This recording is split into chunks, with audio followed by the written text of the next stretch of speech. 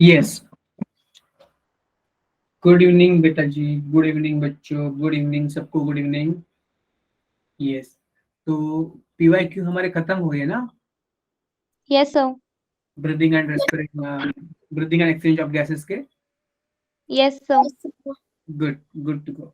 Now, today we are going to start the new chapter from the human physiology, and that will be the body fluids and circulation. Yes, Anupam beta, what you want to say? Yes, all of you must put up your mic and cam. Okay? Yes, so हम आज एक नए chapter की शुरुआत करने जा रहे हैं और वो है body fluids and circulation. Okay, ये ऐसा चैप्टर है कि इस पे कम से कम 3 तो क्वेश्चन आते हैं नीट को। हाँ, नीट को 3 क्वेश्चन तो आते हैं इस पे, क्योंकि अभी तक अराउंड 195 क्वेश्चन आ चुके हैं 34 ईयर्स में। ओके, तो जाहिर सी बात है कि Yes, sir. if you divide the number of question by the number of years, then average 3 question तो बनते हैं इस टॉपिक पे, आई मीन इस चैप्टर पे। तो it is one of the much interesting chapter, because ये जो हमारा हार्ट है, वो हार्ट के बारे में हम लोग इसमें पढ़ने वाले हो। तो सब बच्चे तैयार है इसके लिए? Yes, sir. Yes, sir. Yes, Sir. Yes, good. जोश बना होना चाहिए। ओके, जोश कम नहीं होना चाहिए आपका। तो we are going to start new chapter today, and that will be the body fluids and circulation. Body fluids and circulation. Can you see my screen? Yes, sir. Good, Yes, sir. good. Yes. So this will be the chapter number 18 from your NCERT NEET Biology and 11th standard, that is body fluid and circulation. So as usual, we'll see first the intro. So we know that जो living organism के sales होते हैं उनको oxygen की जरूरत होती है और उनको न्यूट्रिएंट की भी जरूरत होती है। तो we know the there are two types of living organism, aerobic and anaerobic. Anaerobic they do not require oxygen, aerobic को ऑक्सीजन की जरूरत होती है। अभी ये चैप्टर स्पेशली ह्यूमन फिजियोलॉजी का है और उसमें हम लोग देख रहे हैं कि सारे एनिमल्स जो है वो एरोबिक एनिमल्स है। All animals require oxygen. तो अभी अभी हमने देखा कि लास्ट चैप्टर जो हमें body fluids, sorry, breathing and exchange of gases में देखा कि जो ऑक्सीजन हम लोग लेते हैं या कोई भी एनिमल उनके बॉडी में ऑक्सीजन लेता है, that oxygen is utilised in the cells to produce the ATP molecule by oxidation of glucose or any other molecule like amino acid, fatty acids. तो जो ऑक्सीजन एनिमल्स के बॉडी में जाता है, that is utilised by the cell to produce the ATP heat, and by product is carbon dioxide. तो ये जो oxygen उनके सेल्स के अंदर जाता है, तो what is the mechanism that circulate oxygen and nutrient to each and every cells present in their body? तो we know that कि जो हर एनिमल्स का हर सेल्स है, cells of each and every cells of all animals require constant supply of oxygen and nutrients, so that they can use the oxygen to oxidize the nutrient like glucose, and they can produce the energy, ATP, heat energy some amount, as well as the byproduct carbon dioxide. उसका मतलब हर cell को constant जरूरत है supply करने की oxygen and nutrient. तो oxygen and nutrient लेने के बाद उनमें जो कैटाबॉलिज्म होता है, मेटाबॉलिज्म होता है, उसमें कार्बन डाइऑक्साइड प्रोड्यूस होता है बाय प्रोडक्ट। लेकिन ये कार्बन डाइऑक्साइड वेस्टफुल है, हार्मफुल है, so it must be removed out of the body. So there must be a system or a mechanism that should supply the oxygen and nutrient to the cells, and that should remove the carbon dioxide as well as other metabolic waste from the cells, away from the cells. समझ में आ रहा है? Yes, sir. yes, Yes, yes, sir. sir. Okay. किसी के network का issue है ना, तो मैं कुछ नहीं कर सकता बेटा। आप, हाँ, I cannot do anything if anybody is having the network issue. तो इसी वजह से प्लीज डिस्टर्ब मत करो लेक्चर, ठीक है ना? तो मैं we can not do anything for your network. तो आपका अगर कोई इश्यू है ना वो study related, then you please ask me, okay. Otherwise please don't disturb the lecture, because ये जो फ्लो होता है ना वो टूट जाता है उसमें, और एक सीरियसनेस होता है लेक्चर का, वो ब्रेक हो जाता है ना कैजुअली।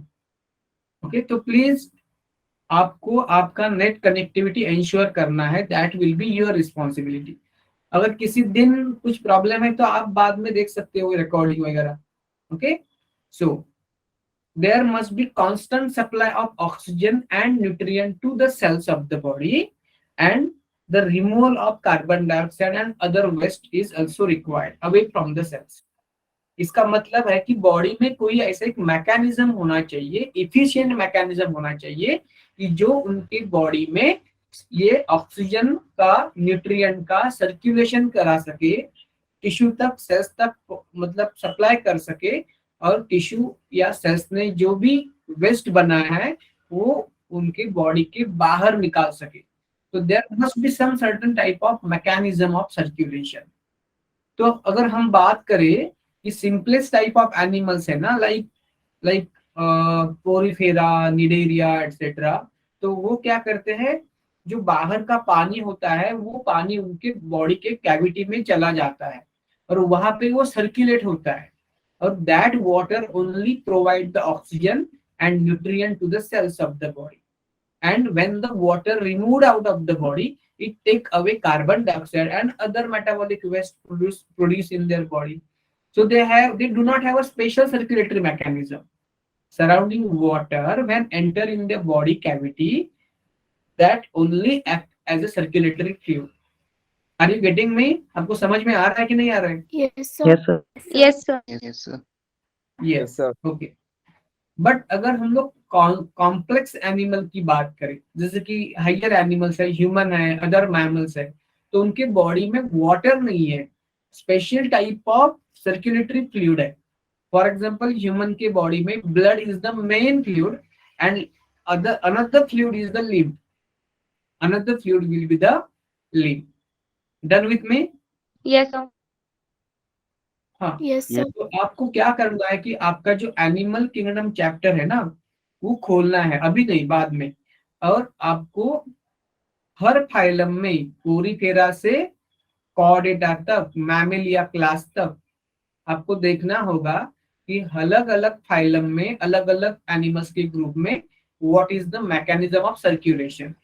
तो आप पोरीफेरा से लेके ह्यूमन तक जा सकते हैं, ओके, ठीक है ना। वो अभी मैं इधर Yes, नहीं ले sir. रहा हूँ क्योंकि that will consume our Yes, time, sir. Okay. तो वो देखना आप, हाँ, तो उसमें हर ग्रुप ऑफ एनिमल्स की मैकेनिज्म है, सिंपल से कॉम्प्लेक्स लेके। अब एक बार वो वाली लाइन है ना कि सर्कुलेटरी मैकेनिज्म क्या है, सर्कुलेटरी सिस्टम क्या है, अंडरस्टूड, आपको इसमें मिल जाएगा। Yes, sir. सो Yes, sir. सो इंट्रोडक्शन आपको पता चला? Yes, sir. Yes, sir. Okay, if you understood the introduction of this chapter, please you can show me your understanding. Yes. Yes, come on fast. We don't have time to waste. Yes, come on fast.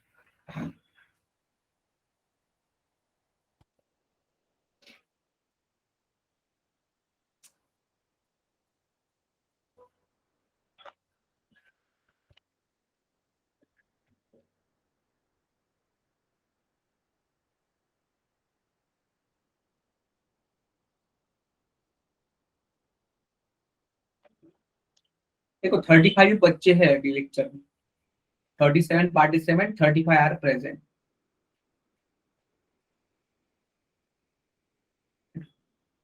Okay, ठीक है, सबको clear है ना introduction?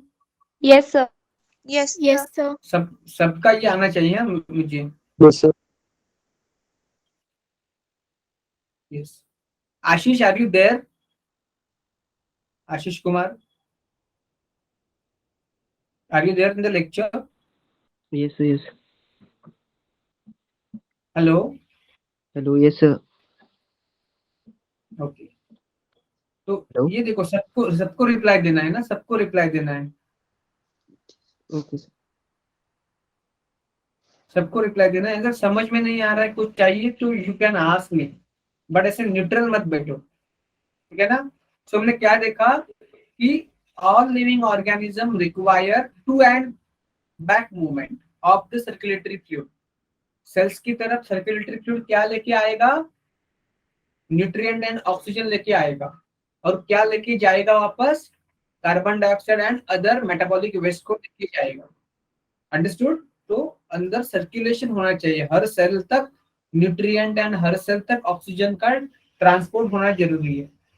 Okay, तो इसमें देखा कि हमने कि जो रेस्पिरेटरी मैकेनिज्म है ना एंड सर्कुलेटरी, वो कैसे कनेक्टेड है, क्योंकि जो ऑक्सीजन हम लोग लेते हैं through the respiration, that is transported to the cells by circulation, and जो हम डाइजेशन करते हैं, वो डाइजेशन का digested food is absorb into the blood, and blood circulate this absorb nutrient into the various cells of the body. So are you getting this thing? Yes, sir. Yes, sir. Good. Yes. sir. Yeah. तो उसके बाद यहाँ पे मैंने लिखा है कि blood, तो हमें पहला जो पॉइंट है that is in this chapter, that will be the blood. तो ब्लड क्या आपको पता है कि स्टडी ऑफ ब्लड को क्या बोलते हैं, haematology. Haematology is the science, it is the branch of biology that deals with the study of blood. It is the branch of biology that deals with the study of blood.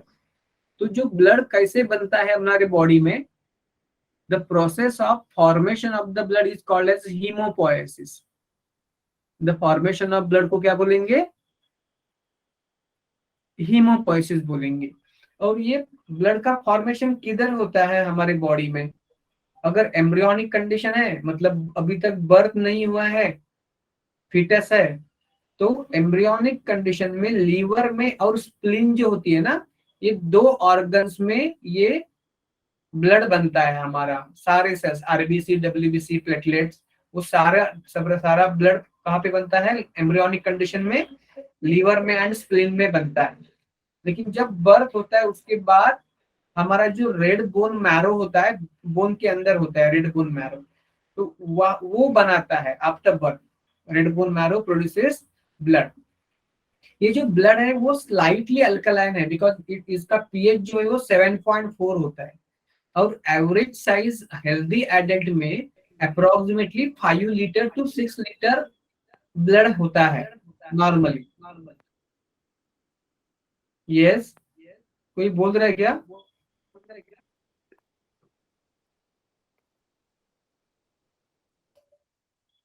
किसका mic on था अभी?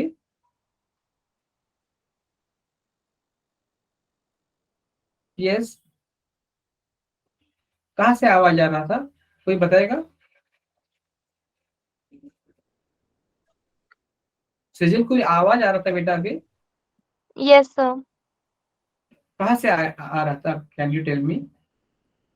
Sir Rajni का mike on था। रजनी बेटा, क्या क्या हो रहा है इधर? सॉरी सर, मैंने ध्यान ही नहीं दिया, ऑन था। लेकिन क्या कर रहे थे आप?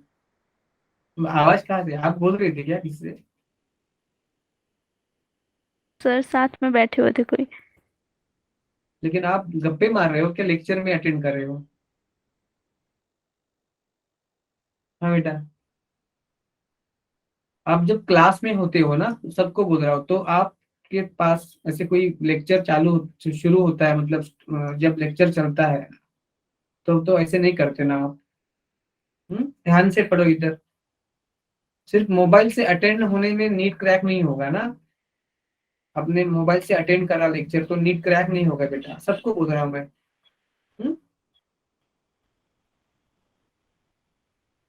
ओके, सो एम्ब्रियोनिक कंडीशन में liver and spleen is going to produce the blood, and after birth तब तक bone marrow, red bone marrow बन जाता है बर्थ होने तक, तो वो बना लेता है बाद में। ठीक है, ओके। सो स्लाइटली अल्कलाइन है, पीएच उसका 7.4 है, और नॉर्मल हेल्दी एडल्ट है, उसके बॉडी में लगभग 5 to 6 लीटर ब्लड होता है। ओके, सो ब्लड क्या है, how can you define the blood? Blood is a special circulatory fluid connective tissue. हमने देखा ब्लड को कहाँ पे देखा आपने? Organisation in animal, right? Structural organisation in animal में एनिमल टिश्यू देखा, देखा कि नहीं? Yes, sir. तो एनिमल टिश्यू में आपने क्या क्या देखा कि एनिमल टिश्यू कितने टाइप के होते हैं? 4 टाइप के होते हैं, राइट? Yes, sir. कोई बता सकता है कितने 4 टाइप के होते हैं, कौन से कौन से? यस, आपके स्कूल में हुआ तो हुआ है ये चैप्टर तो, एनिमल टिश्यू वाला। What are Yes, the- sir. yes, anybody? Sir, connective tissue, epithelium tissue, ये muscular tissue, xylem phloem, adipose tissue. xylem phloem कौन बता रहा होगा? ह्यूमन बॉडी की बात कर रहे हैं यार। We are not talking about the plant। 4 type के होते हैं ना? हाँ निशान बेटा, ये एनिमल की बात हो रही है अभी। 4 टाइप के होते हैं, कौन से कौन से? epithelial tissue, connective tissue, muscular tissue and nervous nervous tissue। Very good, ये 4 टाइप के होते हैं। और जो कनेक्टिव टिश्यू होता है ना, वो डिफरेंट डिफरेंट टिश्यू को कनेक्ट करता है। It is going to connect the various parts of the body, that's why it is called as connective tissue. Okay, तो कनेक्टिव टिश्यू में कितने टाइप के होते हैं? कनेक्टिव टिश्यू में कितने टाइप के होते हैं? Loose connective tissue, dense connective tissue and specialised connective tissue. 3 type के होते हैं। लूज में क्या होते हैं? 2 टाइप, 2, एरियोलर एंड एडिपोज। डेंस में क्या होते हैं? Dense irregular, dense regular. और स्पेशलाइज में क्या होता है? Blood, bone and cartilage. तो blood is a connective tissue, that is a specialised connective tissue. Clear? yes sir Yes, sir. So it is a definition of the blood. What is definition? It is a special fluid connective tissue, circulatory fluid connective tissue. That will be the definition of the blood. Definition of blood. It is a circulatory, special circulatory fluid connective tissue. Clear? Yes, sir. Okay. अभी blood के अंदर क्या होता है? Composition of the blood. Okay, तो blood का हमने देखा अभी, तो ब्लड के पास सेल्स होते हैं। आपको सबको पता है कि आरबीसी होते हैं, डब्ल्यूबीसी होते हैं और प्लेटलेट्स होते हैं। तो ये सब सेल्स को अगर हटाया हमने, तो जो बचता है बाकी मैट्रिक्स, उसको बोलते हैं plasma, that is the liquid part. तो 2 पार्ट है ब्लड के अंदर, एक तो liquid part that is called as plasma, और दूसरा है सेल्स या कार्पुस्कल्स या फॉर्म्ड एलिमेंट्स। फॉर्म्ड एलिमेंट्स क्यों? क्योंकि ये ब्लड में बनते हैं ना, that is produce in the blood, in the body. तो इसलिए उसको बोलते हैं फॉर्म्ड एलिमेंट्स। तो आरबीसी मतलब ब्लड के सेल्स होते हैं, उसको ब्लड कार्पुस्कल्स भी बोलते हैं। तो अगर हमने देखा, हम देखे तो लगभग 55% प्लाज्मा या मैट्रिक्स होता है, और जो सेल्स है वो 45% होते हैं। इतना सबको क्लियर है? Yes, sir. Yes, sir. Okay, तो अभी ये कुछ टर्म देखेंगे हम लोग कि ब्लड क्या है, प्लाज्मा प्लस फॉर्म्ड एलिमेंट्स। तो अगर ब्लड माइनस फॉर्म्ड एलिमेंट्स किया तो क्या मिलेगा आपको? प्लाज्मा मिलेगा। Plasma will be equal to blood minus this formed elements, या formed element is equal to blood minus plasma, या ब्लड माइनस प्लाज्मा।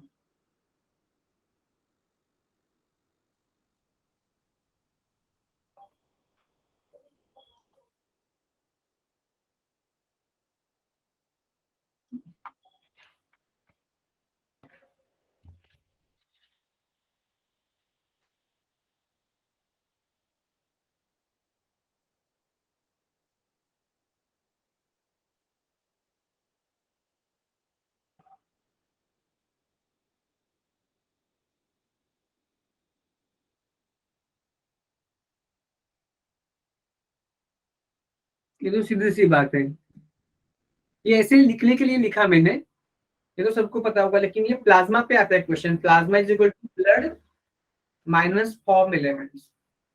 सीरम क्या होता है? ये जो फॉर्म एलिमेंट्स है ना, फॉर्म एलिमेंट्स, सॉरी, ये जो प्लाज्मा है ना, लिक्विड पार्ट, तो उसमें से अगर क्लॉटिंग फैक्टर्स हटाए, क्लॉटिंग फैक्टर्स क्या होते हैं? ये प्रोटीन्स होते हैं, वो ब्लड को क्लॉट करवाते हैं, ब्लड का कोएगुलेशन करवाते हैं। जब हमें कोई चोट आती है, उससे खून बहना शुरू होता है, तो कुछ देर के बाद वो खून बहना रुक जाता है, क्योंकि उस ये जो इंजुरी है ना, उस कट में ब्लड का क्या होता है? कोएगुलेशन होता है, तो that stop the blood flow, bleeding. तो ये किसकी वजह से होता है? That is because of the clotting factor, that is because of the blood clotting factor. अगर प्लाज्मा ले लिया, मतलब अगर पहले क्या किया, ब्लड ले लिया, ब्लड में से सारे सेल्स हटाए, तो बचाएगा प्लाज्मा, बाकी उसमें कुछ भी सेल्स नहीं है। फिर प्लाज्मा में से सारे क्लॉटिंग फैक्टर जो है वो रिमूव कर दिए, हटा दिए, तो वो बचेगा, उसको हम लोग सीरम बोलेंगे। तो serum will be equal to plasma minus clotting factors. So have you understood all this thing? Yes, Yes, sir. sir. Okay, अगर आपको इतना क्लियर है तो आप थम्स अप कर सकते हैं, या फिर मुझे डाउट पूछ सकते हैं कुछ समझ में नहीं आया तो, if you are not done anything. Yes, come on fast.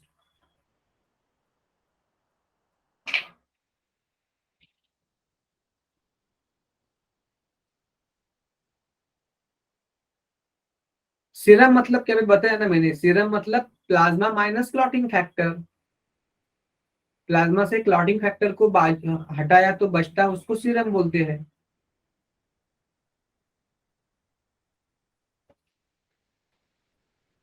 Clear? Serum clear? Yes, sir. Yes, sir. Shikha ने पूछा था, शिखा क्लियर ना बेटा आपको serum? Yes, sir. Good, good. अब कुछ समझ में नहीं आया तो बोलना चाहिए, बिल्कुल सही है, बिल्कुल सही है, very good. Okay, okay.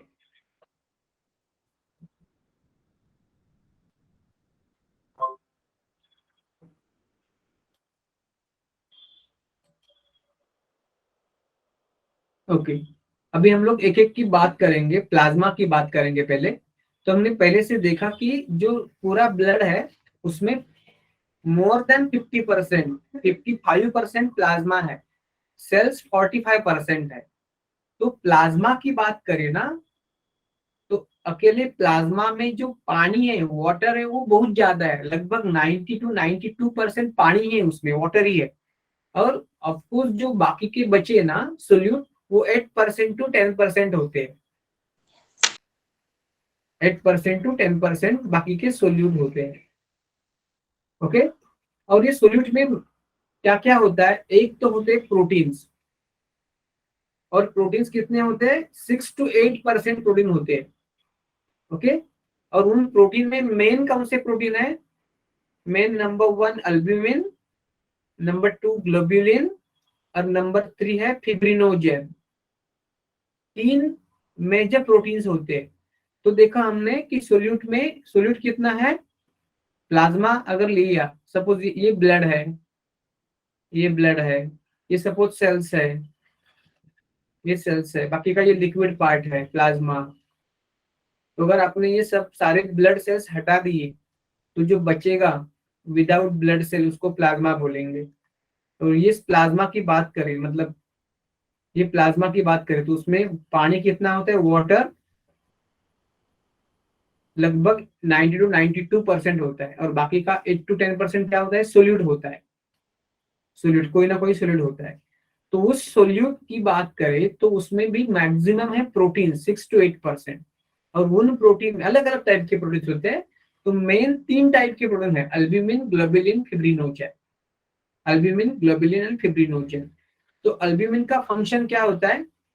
Albumin maintain करता है ऑस्मोटिक बैलेंस को, it maintain the osmotic balance of the blood.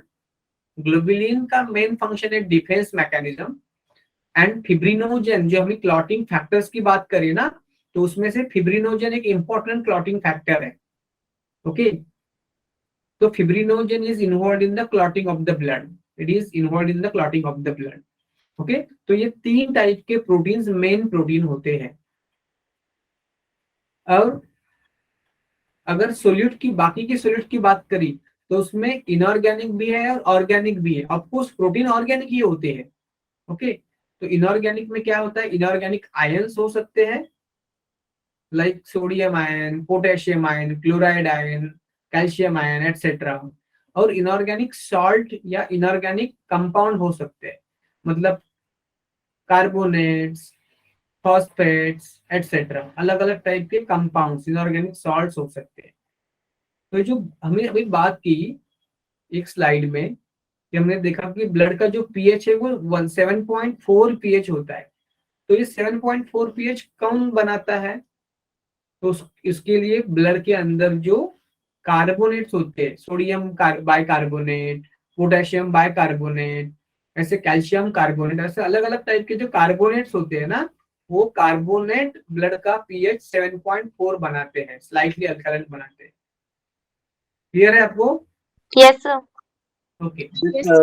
Organic में अलग अलग बात, ये तो खुद प्रोटीन से ऑर्गेनिक है। इनऑर्गेनिक दो टाइप के होते हैं, इनऑर्गेनिक आयंस या इनऑर्गेनिक कंपाउंड्स, मतलब calcium phosphate, calcium carbonate, sodium bicarbonate, potassium bicarbonate, these are the various type of inorganic compound, inorganic salt. या इनऑर्गेनिक आयन जैसे sodium ion, potassium ion, chloride ion, calcium ion, carbonate ions, bicarbonate HCO3 minus. Okay, तो these are the different types of inorganic substances solute। and organic में protein भी है, glucose है, amino acids है, fatty acids है, vitamin है, hormones है, enzymes है। so there are the different types of the organic substances which are present in the blood। Yes, Understood? sir. Yes, sir. और हमें पता है कि हम लोग जो खाना खाते हैं ना, वो ब्लड, वो होता है डाइजेस्ट। और डाइजेस्ट में क्या होता है कि सिंपल मॉलिक्यूल्स बनते हैं, पॉलीमर, ऑलिगोमर या डाइमर है ना, उसका मोनोमर बनता है। ओके, सिंपल बनते हैं। तो उसका मतलब ये है कि जब सिंपल सब्सटेंस बनते हैं डाइजेशन में, तो they are then absorb into the blood. और ब्लड में एब्सॉर्ब होते हैं, मतलब वो ब्लड में जाते हैं। जैसे कि ग्लूकोज है, अमीनो एसिड है, फैटी एसिड्स है, ग्लिसरॉल है, विटामिन है, या हार्मोन्स तो ऑलरेडी ब्लड में प्रोड्यूस होते हैं। ओके, एंजाइम्स भी होते हैं ब्लड में। तो इसका मतलब जो भी न्यूट्रिएंट है ग्लूकोज जैसे, तो वो उनका जो अमाउंट होता है ना ब्लड का, वो अलग अलग होता है। आपने क्या खाया, अगर सपोज आपने बहुत मीठा खाया, तो आपके ब्लड में हो सके कि ग्लूकोज का लेवल थोड़ा बढ़ जाएगा। आपने बहुत ही कुछ मतलब ऑयली खाया, घी बटर ऐसा कुछ खाया, ओके, या जिसमें बहुत फैट है वो खाया, तो उस टाइम आपके ब्लड के अंदर ये फैटी एसिड्स एंड ग्लिसरॉल बढ़ जाएंगे। Yes. अंडरस्टूड? तो ये इधर इधर मैंने स्टार करा है, star star, glucose, amino acids, fatty acids, vitamin पे स्टार करा है। और इधर लिखा है स्टार ट्रांजिट। ट्रांजिट मतलब क्या, कि उसका लेवल जो है ना, वो अलग अलग टाइम पे अलग अलग होता है, depending upon your what the food you have consume. आपने क्या खाना खाया है। अगर आप बहुत टाइम से कुछ खाया नहीं है, तो ग्लूकोज का वगैरह लेवल आपका Yes, घट sir. जाएगा। ठीक है ना?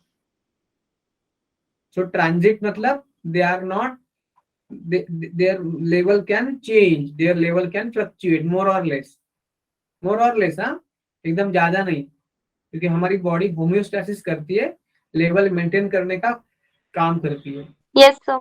You understanding? Yes, sir. तो एक थोड़ी सी बात, थोड़ा सा आउट ऑफ एनसीईआरटी की जाके मैं बोलना चाहूंगा कि एक्चुअली जो ग्लोबुलिन होते हैं ना, ग्लोबुलिन वो 3 टाइप के होते हैं, इधर मैंने लिखा है, 1 minute.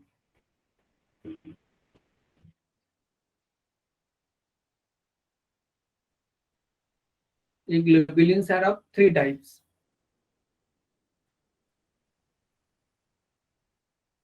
Alpha globulin, beta globulin and gamma globulin. तो जो इधर बात की है ना, ग्लोबुलिन्स का मेन फंक्शन डिफेंस। तो हमें पता है कि एंटीबॉडी होते हैं ना हमारे बॉडी में, एंटीबॉडीज, इम्यूनोग्लोबुलिन, हाँ, Yes, sir. तो Yes, उनको sir. ही गामा ग्लोबुलिन बोलते हैं। गामा ग्लोबुलिन का मतलब ही होता है इम्यूनोग्लोबुलिन या एंटीबॉडीज। एंटीबॉडीज मतलब जो अगर कोई फॉरेन सब्सटेंस आया, मतलब एंटीजन आया। एंटीजन मतलब क्या, एनी फॉरेन सब्सटेंस, कोई डस्ट हो, कोई डर्ट हो, कोई पोलन ग्रेन्स हो, कोई भी मटेरियल जो आपके बॉडी के बाहर का आपके बॉडी के अंदर आया हो, तो उसको आप फॉरेन बॉडी या एंटीजन बोलोगे। तो एंटीजन से हमारे बॉडी को नुकसान हो सकता है, जैसे कि बैक्टीरिया हो, वायरस हो, कोई और जर्म हो, तो उसको निपटाने में हमारी इम्यून सिस्टम एंटीबॉडी बनाती है। वो एंटीबॉडी एंटीजन से लड़ती है, और उसमें जो भी पावरफुल होता है वो उसकी जीत होती है। You understanding? Yes, sir. Yes, sir. Yes, sir. Okay. तो ये ग्लोबुलिन ग्लोबुलिन 3 टाइप के है, अल्फा, बीटा और गामा। तो ये एंटीबॉडीज है ना, जो डिफेंस मैकेनिज्म में है ना, डिफेंस ऑफ आवर बॉडी। वो कौन से ग्लोबुलिन है ये? पर्टिकुलरली ये गामा ग्लोबुलिन है। कौन से? ये गामा ग्लोबुलिन, मतलब एंटीबॉडीज या इम्यूनोग्लोबुलिन। और जो अल्फा एंड बीटा ग्लोबुलिन होते हैं ना बच्चों, वो एक्चुअली ना डिफेंस में नहीं होते, वो एक्चुअली होते हैं ऑस्मोटिक बैलेंस में। ऑस्मोटिक बैलेंस में होते हैं, मतलब जैसे कि अल्ब्यूमिन होता है ना ऑस्मोटिक बैलेंस में। ऑस्मोटिक बैलेंस मतलब क्या? कि ब्लड का सोल्यूट कॉन्सेंट्रेशन जो है ना, वो एक प्रकार का होना चाहिए। ओके, तो इसमें अभी नहीं जाएंगे हम लोग, क्योंकि बाइक मतलब डिस्ट्रैक्शन हो जाएगा। ऑस्मोटिक बैलेंस जब बात आएगी तो मैं कर लूंगा ये बात, उस टाइम समझा दूंगा। ओके, तो ऑस्मोटिक बैलेंस का काम ये अल्फा एंड बीटा ग्लोबुलिन भी करते हैं।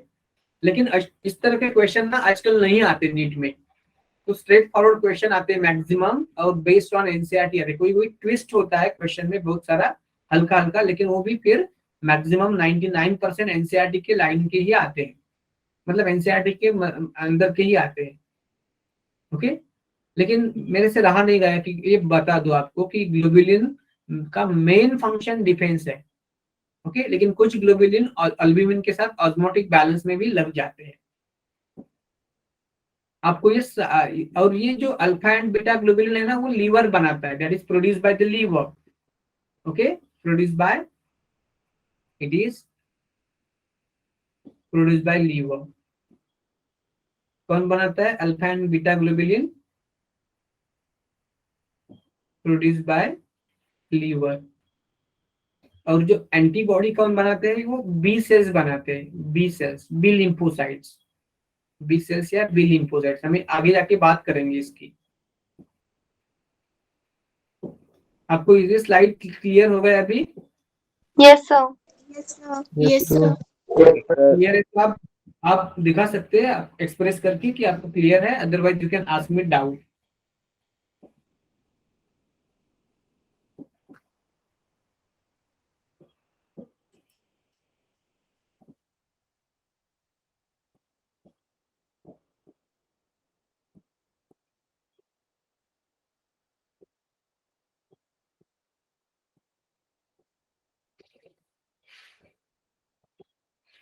आपके एक बैच में ना एक बच्चा क्वेश्चन पूछ रहा था, बहुत सारे, मतलब अच्छे अच्छे पूछ रहा था क्वेश्चन। वो भी उसका नाम मैं भूल गया, क्या नाम था उसका? आशीष कुमार था क्या, कुछ और था? Yes, sir.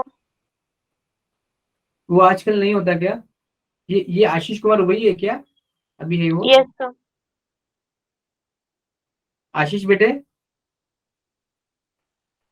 Yes, sir. Ashish are you there? Yes, yes, sir. Hello, sir. आप पहले क्वेश्चन पूछते थे ना बेटा, आप अचानक से चुप क्यों हो गए बेटा? Sir, आप ही थे ना वो, या दूसरा कोई आशीष थे? नहीं सर मैं था। तो ऐसे क्या चीज होगी? मैं बहुत मतलब मैं ना एक्चुअली सोचता हूँ कि ये आशीष को मैं ये बात पूछूंगा, लेकिन ये लेक्चर की मतलब ये पढ़ाने के चक्कर में भूल जाता हूँ। तो क्या कुछ बात होगी है क्या? नहीं सर, थोड़ा डिवाइस है वो मेरा प्रॉब्लम करता है, तो कई बार कुछ उल्टा सीधा भी चला जाता है, तो टाइप नहीं करता मैं। हाँ, लेकिन आप पूछ सकते हो ना, तो वो उल्टा उल्टा सीधा सुनने में नहीं आएगा, सही सुनने में आएगा। नहीं मतलब इसका कभी कभी माइक काम नहीं करता, तो मैं टाइप करके ज्यादातर भेजता हूँ। ठीक है, ठीक टाइपिंग है। ये लैग करता है जिसमें। बाकी पढ़ाई पढ़ाई चल रही है ना अच्छी? Yes sir. और सब बच्चों की चल रही है ना पढ़ाई? Yes, Yes, sir. Yes, sir. Yes, sir.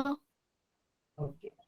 और कुछ टाइम से थोड़ी हेल्थ इशू भी चल रहा है, तो हाँ, छोटी मोटी बातें तो होती जाएंगी। हमें हमारा हम जो खुद जो है ना वो भूलना नहीं चाहिए। मैं ऐसे ट्राई करता हूँ कि लास्ट में पूछूं, पर फिर आप लीव कर जाते हो, जल्दी तक नहीं पूछ पाता। हाँ एक्चुअली लेक्चर होते हैं ना बेटा, आपका भी लेक्चर हुआ तो मेरा लेक्चर बाकी का दूसरे बैच का भी रहता है। अभी क्या पहले क्या था कि आपका लेक्चर बाद में था, अभी क्या है नया टाइम टेबल में मोस्टली आपका लेक्चर से के बाद दूसरे बैच का लेक्चर रहता है मेरा। इसमें फिर पूछो तो फिर डिस्टरबेंस होती है आपको, तो नहीं पूछता बीच में। नहीं कुछ नहीं ऐसे डिस्टर्बेंस की बात कुछ नहीं है। आप रिलेवेंट क्वेश्चन पूछोगे ना तो मतलब डिस्टर्बेंस की बात है। लेकिन एक अच्छा है कि आपको अगर मतलब पता है कि मतलब अभी फोकस स्टडी करना है ना तो बहुत अच्छी बात है। ओके सर, ट्राई यस करूँ, माइक ऑन करके पूछ लूंगा। यस कोई ये इस रिलेटेड है तो आप पूछ सकते हो। Yes will move ahead. Okay sir, yes thank yes. तो आपका ये आपको सबको ये क्लियर हो गया है ना प्लाज्मा की जो बात मैंने अभी तक की। Yes, sir. Yes, sir. Okay तो वंस Yes, अगेन मैं sir. बोलना चाहूंगा प्लाज्मा में क्या होगा। प्लाज्मा में मैक्सिमम तो पानी ये होता है 90 to 92%, और उसमें सोल्यूट होता है 8 to 10%, और प्रोटीन्स ही ज्यादा होते हैं। ये ना ये जो फिगर है ना प्रोटीन का, तो किसी में 7 to 8% दिया होगा, किसी में 6 to 8%, लेकिन एनसीईआरटी का फिगर ही लेना है हमें 6 to 8%। तो मेन प्रोटीन होते हैं albumin, globulin, fibrinogen. Albumins are involved in the osmotic balance. Globulins का main function है defense mechanism, and fibrinogen are involved in the clotting of the blood.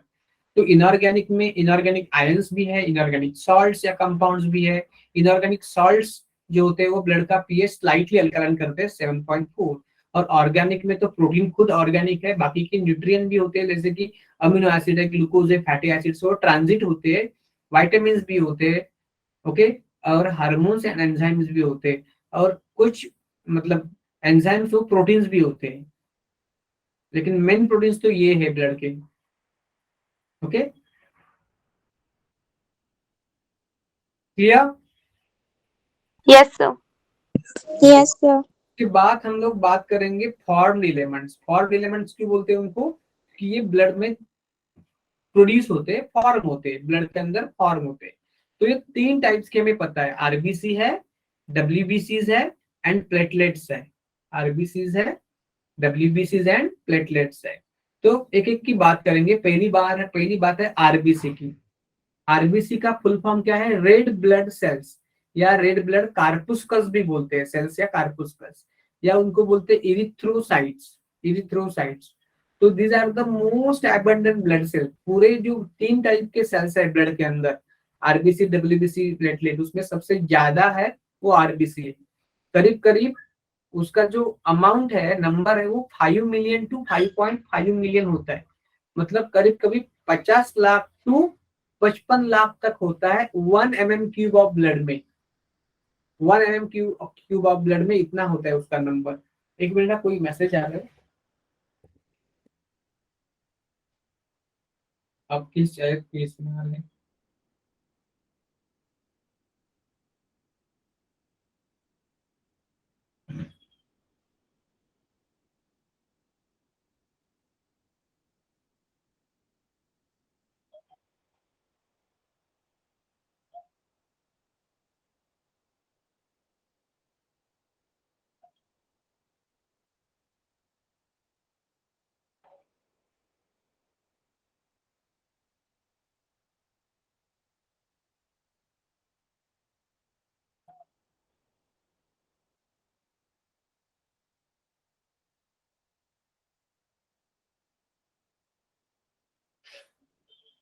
ठीक है ओके। सो हम लोग बात कर रहे हैं किसके,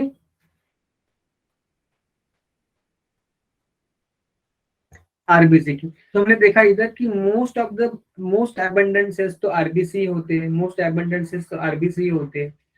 ओके तो उसका नंबर बहुत ज्यादा होता है, करीब करीब 50 to 55 लाख होता है, 5 to 5.5 मिलियन पर DL of water blood. Her 100 ml blood में इतने तो होने चाहिए आरबीसी। तो हमने देखा जब हमने cell the unit of life chapter पढ़ा था ना, तो हमने देखा कि साइज कितनी होती है आरबीसी की, लगभग 7.5 माइक्रोमीटर होती है। और अगर किसी कारण आरबीसी का नंबर बढ़ा तो उसको बोलते हैं इरिथ्रोसाइटोसिस या पॉलीसाइथेमिया, मतलब इंक्रीज इन द आरबीसी। उससे भी ज्यादा बड़े आरबीसी हमारे ब्लड में इंक्रीज हुआ नंबर तो उसको बोलते हैं इरिथ्रोसाइटोसिस या पॉलीसाइथेमिया।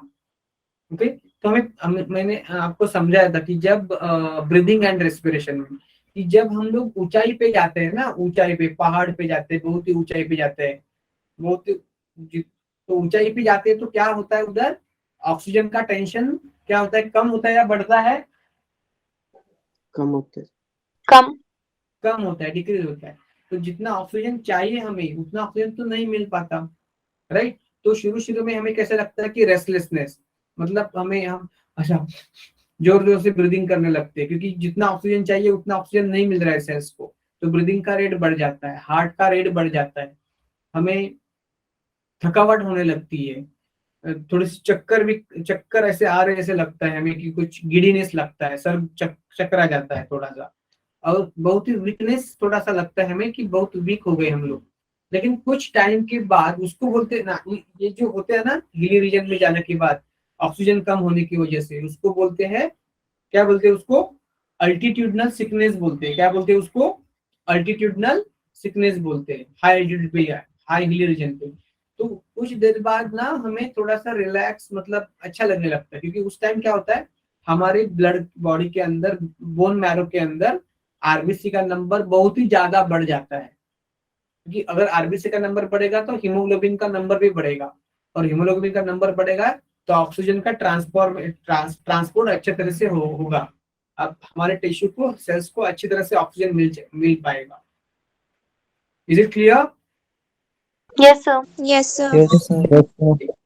अगर आपके बॉडी में, ब्लड में आरबीसी का नंबर घट गया है, कम हो गया है, तो उसको बोलेंगे इरिथ्रोसाइटोपेनिया।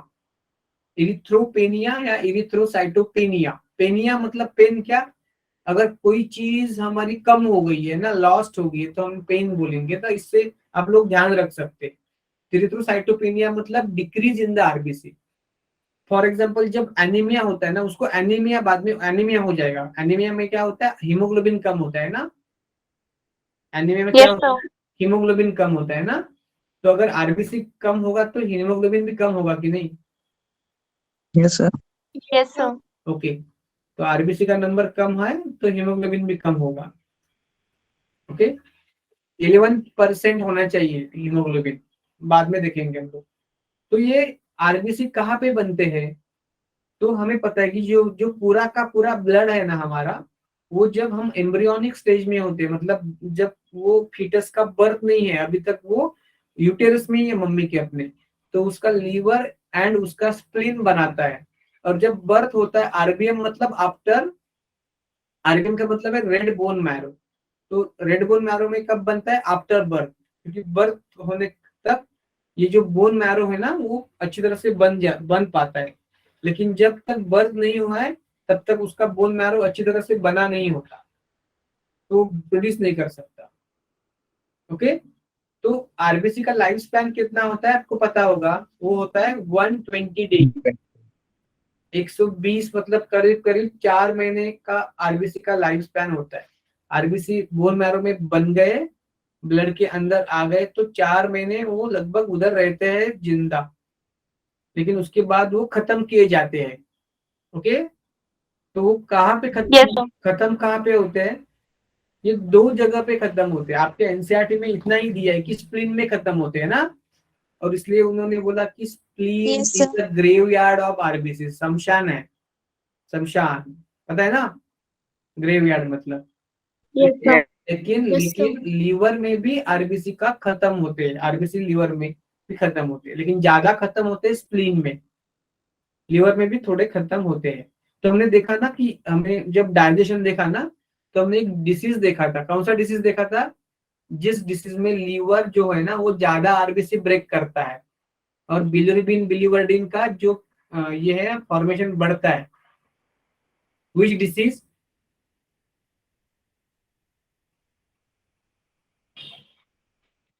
कौन से डिसीज में होता है ये? liver destroy more RBC than normal. नहीं नहीं पढ़ते आप लोग ध्यान से? जॉन्डिस नहीं पता? Jaundice, Yes, sir. तो जॉन्डिस में क्या होता है? पीला पीला होता है ना, हम लोग को आंखें पीली होते हैं, नाखून पीले होते हैं, स्किन थोड़ी थोड़ी पीली दिखने लगती है। तो पीला क्यों दिखता है? कि उसमें ये बिलिरुबिन बिलिवर्डिन बढ़ता है। वो कहाँ से आता है? वो लीवर बनाता है। कैसे? आरबीसी को ब्रेक करते हैं। आरबीसी में क्या होता है? हीमोग्लोबिन। तो हीमोग्लोबिन ब्रेक होता है तो उससे बिलिरुबिन बिलिवर्डिन बनता है। ज्यादा आरबीसी ब्रेक हुआ तो ज्यादा हीमोग्लोबिन ब्रेक होगा और ज्यादा बिलिरुबिन बिलिवर्डिन बनेगा। ये क्यों होता है? अगर कोई लीवर में डैमेज हो तो। नहीं पता आपको ये? हम्म, है कि नहीं? Yes, sir. ओके ओके, तो दिस इज अबाउट द, ये स्लाइड आपको क्लियर है अभी? Yes, sir. Yes sir. Okay, तो जो ब्लड आरबीसी है ना, वो आरबीसी स्टोर कहाँ पे होते हैं? स्प्लीन में। हाँ, ये भी ध्यान रखो। RBCs are stored in the, RBCs का स्टोरेज कहाँ पे होता है? स्प्लीन में होता है स्टोर।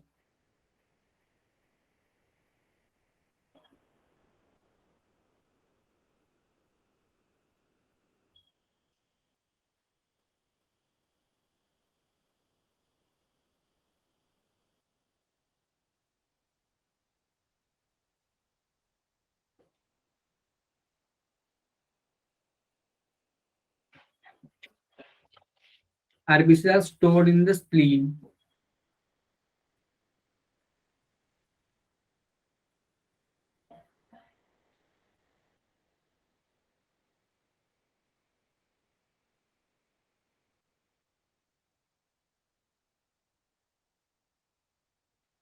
ओके, हमें पता है कि मैमल का जो एडल्ट आरबीसी होता है, एडल्ट आरबीसी का मतलब क्या है? जब आरबीसी बनता है बोन मैरो में, वो तो यंग होता है, बच्चा आरबीसी होता है। और जब वो ब्लड के अंदर आता है तो एडल्ट हो जाता है। ओके, मैच्योर हो जाता है। तो जब ये बच्चा आरबीसी, मतलब छोटा बच्चा आरबीसी जो है ना, छोटा, जब अभी अभी बना है बोन मैरो में, तो उसके पास न्यूक्लियस होता है। लेकिन जैसे ही वो ब्लड के अंदर आता है, उसका न्यूक्लियस निकाला जाता है और that become non nucleated. Okay, क्योंकि उसके अंदर क्या भरना है? हीमोग्लोबिन भरना है ना बहुत सारा, तो न्यूक्लियस का जगह नहीं मिलेगी उसमें। तो nucleus is removed, haemoglobin is filled inside. Okay, तो इसकी वजह से हमारा आरबीसी का शेप कैसे होता है? ओवल बाइकॉन्केव होता है, ओवल एंड बाइकॉन्केव शेप या डम्बेल शेप। लेकिन आपको पता है ना कि फ्रॉग का जो आरबीसी है वो बाइकॉन्वेक्स एंड उसके अंदर न्यूक्लियस भी रहते हैं।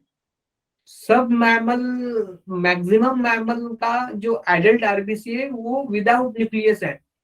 लेकिन एक मैमल ऐसा है, कैमल, कि जिसका आरबीसी है ना, वो एडल्ट आरबीसी बनने के बाद भी, एडल्ट मतलब एनिमल की बात नहीं कर रहा हूँ, एनिमल के बॉडी में जो आरबीसी है वो एडल्ट आरबीसी है। जब वो बड़ा होता है, ब्लड में आता है, तब भी उसके अंदर न्यूक्लियस होता है। कैमल के एडल्ट आरबीसी के अंदर भी न्यूक्लियस होता है actually. Is it done? Yes, sir. Yes. Yes, sir. तो आरबीसी का जो प्लाज्मा मेम्ब्रेन है ना, उसको एक नाम है, उसको एक बोलते हैं डोनल्स मेम्ब्रेन, लेकिन ये आप भूल जाओगे तो भी चलेगा। अब ये काम की बात है। आरबीसी के अंदर हीमोग्लोबिन होता है, हमें पता है। तो 100 ml, डीएल मतलब डेसीलीटर, मतलब 100 ml, आपको पता होना चाहिए। गिल का मतलब क्या होता है? डेसीलीटर या 100 ml। तो आपको पता है कि एक 100 ml ब्लड में कितना होता है हीमोग्लोबिन? 12 से 16 ग्राम। उसको ही बोलेंगे 12 to 16 ग्राम पर सेल।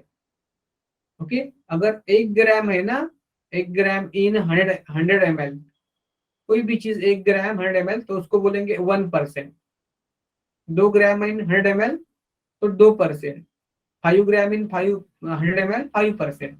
तो 12 से 16 ग्राम है तो 12 से 16 ग्राम %। ग्राम % मतलब क्या? ग्राम इन 100 ml। मतलब डेसीलीटर, 1 डेसीलीटर मतलब 100 ml। क्लियर आपको? Yes, sir. Yes, sir. Okay. RBC को अगर हमने सॉल्यूशन में रखा ना, सॉल्यूशन में, तो आइसोटोनिक सॉल्यूशन मतलब क्या कि अगर NaCl लिया आपने और NaCl का सॉल्यूशन कितना बनाया, 0.9%। मतलब क्या किया आपने, NaCl का कितना लिया, 0.9 ग्राम वेट किया NaCl को और 100 ml पानी के अंदर डाला डिस्टिलेटर के अंदर, तो 0.9% बन गया, राइट। तो 0.9% आइसोटोनिक है। मतलब आरबीसी के अंदर जो सॉल्यूशन का कॉन्सेंट्रेशन है ना आरबीसी के अंदर, वो 0.9% होता है। अगर आपने ऐसा NaCl का सॉल्यूशन लिया है जो 0.9% है, उसमें आपने आरबीसी को डाला, तो आरबीसी में कुछ बदल मतलब चेंज नहीं होगा। लेकिन अगर आरबीसी को अपने ऐसे सॉल्यूशन के अंदर डाला कि जिस सॉल्यूशन का सॉल्यूशन कॉन्सेंट्रेशन 0.9 से ज्यादा है, मतलब 1% है, 1.5%, कितना भी ज्यादा, उसको बोलेंगे हाइपरटोनिक सॉल्यूशन। हाइपर मतलब सॉल्यूशन कॉन्सेंट्रेशन, सोल्यूट कॉन्सेंट्रेशन ज्यादा है सराउंडिंग सॉल्यूशन का। तो आपको पता होगा कि आरबीसी का क्या हो जाएगा, आरबीसी का अंदर का जो पानी होगा ना वो बाहर निकल आएगा, और आरबीसी क्या हो जाएगा, श्रिंक हो जाएगा ना एक्सोस्मोसिस से। पता है ना आपको ये Yes, sir. कंसेप्ट? पता है ना? Yes, sir. हाँ। लेकिन आपने अगर आरबीसी को 0.9% NaCl से कम NaCl में डाला है, 0.8, 0.7, 0.5, जितना भी कम, तो उसको बोलेंगे हाइपोटोनिक सॉल्यूशन। तो उसमें क्या होगा कि बाहर का जो पानी होगा वो आरबीसी के अंदर आ जाएगा, उसको बोलेंगे एंडो ऑस्मोसिस। तो शुरू शुरू में आरबीसी सब बढ़ेगा, पानी पानी पीने के बाद वो बढ़ेगा, फूलेगा ऐसा, और उसके बाद वो क्या होगा, फट जाएगा, बर्स्ट होएगा। क्यों बर्स्ट होएगा? क्योंकि उसके मेम्ब्रेन के बाहर क्या नहीं है, सेल वॉल नहीं है। अगर आपने प्लांट सेल को डाला ना कोई हाइपोटोनिक में, तो स्वेल होगी, वो बहुत बड़ी होगी, लेकिन फटेगी नहीं, तो उसके बाहर क्या है, सेल वॉल है। एनिमल सेल के बाहर सेल वॉल नहीं होता, लेकिन इसलिए वो फट जा सकती है कोई भी animal cell. If it is kept in the hypotonic solution, it will swell and thereafter it will burst. Clear आपको? Yes, sir. Yes. Yes, sir. Okay okay okay okay, yes. तो हमने थोड़ा ना, मैं ये चैप्टर थोड़ा सा जल्दी जल्दी हम लोग खत्म, जल्दी मतलब कुछ गड़बड़ नहीं करेंगे, लेकिन हमें पता है कि थोड़ा सा ये हो सकता है जल्दी, क्योंकि उसमें कोई ज्यादा ट्विस्ट नहीं है इस चैप्टर में। ये जो ब्रीदिंग में ट्विस्ट था, ये थोड़ा थोड़ा अलग अलग था ना, लॉजिकल था, लेकिन इसमें भी कोई ट्विस्ट है। फॉर एग्जांपल हमें जब ये देखना है ना mechanism, what is that, double circulation है, कार्डियक साइकिल है, राइट, उसमें थोड़ा सा हमें डिटेल में पढ़ना होगा। लेकिन ये इतना ये भी हम लोग अच्छी मतलब पढ़ रहे हैं कि इसमें सब डेटा ही है ना, डेटा ही है, Yes, sir. फिगर्स ही है। तो ये तो इसलिए जल्दी जल्दी हो रहा है क्योंकि उसमें कुछ फिगर्स ही है दिए, ठीक है ना, कंसेप्ट ज्यादा नहीं है, कंसेप्ट कम है, फिगर ज्यादा है, डेटा ज्यादा है। तो हम लोग अभी रुकते हैं, ओके। कल आप टाइम पे मतलब 5 मिनट पहले ज्वाइन करो, सब बच्चों को बोल रहा हूँ मैं, okay. So thank you, good night, मिलते हैं कल। समझ में आया आपको सब आज का? तो आप थम्स अप कर सकते हैं, या कुछ डाउट है तो पूछ सकते हैं। यस, आपको अगर क्लियर है तो थम्स अप कर सकते हैं, या कुछ डाउट है तो पूछ सकते हो। कौन फास्ट? हाँ, 1 मिनट आशीष।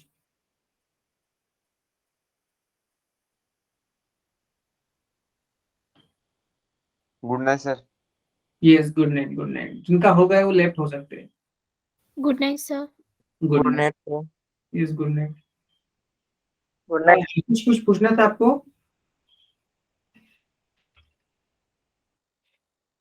हाँ बोलो, जल्दी जल्दी बोलो। सर आपने भी बताया कि वो जो हमारा एडल्ट आरबीसी होता है उसमें न्यूक्लियस नहीं होता, हम्म।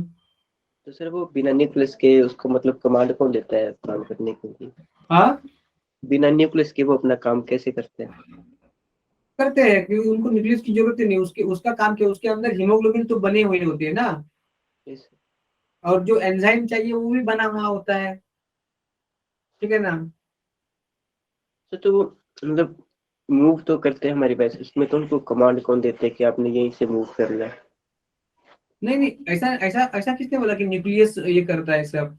मुंह तो वो फ्लो के साथ जाता है ना, ब्लड तो पंप करता है ना, खुद से ऐसे तैरते नहीं जाते। Okay sir. हाँ, ब्लड तो पंप करता है ना। ये लाइव सेल है, लाइव है, जिंदा है, मरे हुए नहीं है, सिर्फ न्यूक्लियस नहीं है उसके अंदर। तो वो बिना न्यूक्लियस के मतलब जिंदा होते हैं आरबीसी? तो आरबीसी जिंदा ही होगी ना, दे आर लिविंग सेल। हमने ये देखा था cell cell the unit of life में, which are the cells which are living but without nucleus. तो दो टाइप के हमने, आरबीसी, एडल्ट आरबीसी, और हमने दूसरे में देखेंगे कि प्लांट में सीव सेल्स, एंजियोस्पर्म में, उनके पास खुद का न्यूक्लियस नहीं है लेकिन फिर भी वो जिंदा होते हैं। Okay sir. हाँ जी Khan. Okay, yes, okay, good night. Yes.